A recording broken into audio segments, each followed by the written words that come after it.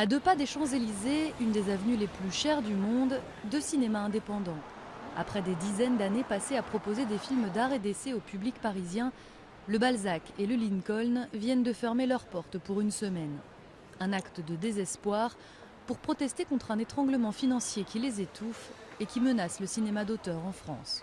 1100 cinémas classés art et essai qui sont adhérents au mouvement art et essai national, et ce sont ces cinémas qui assurent la carrière des films les plus fragiles. Et donc demain, si ce réseau devait disparaître, c'est effectivement tout un pan de la production et toute la filière qui serait touchée. À l'origine de la colère, l'impossibilité pour les 2 salles parisiennes de projeter Le Havre, le film de Coris Maki qui vient d'obtenir le prix Louis Deluc du meilleur film de l'année, ainsi que le dernier Cronenberg, A Dangerous Method. 2 films qui promettent de beaux résultats de fréquentation et que les multiplexes des Champs ont à l'affiche. C'est comme dans la grande distribution, vous avez le distributeur et les détaillants. Et moi je suis un détaillant. Et le distributeur a décidé d'aller voir les circuits qui ont plus de surface de vente, bien sûr, pour parler avec eux.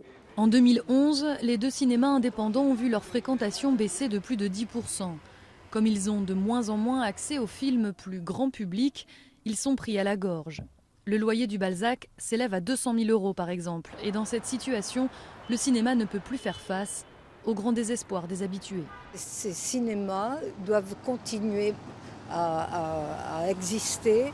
Ça fait vivre la ville, le quartier, voilà. On est ensemble et on se retrouve, quoi, vraiment.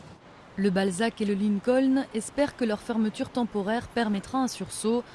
Leurs salles obscures rouvriront leurs portes après Noël, le 28 décembre.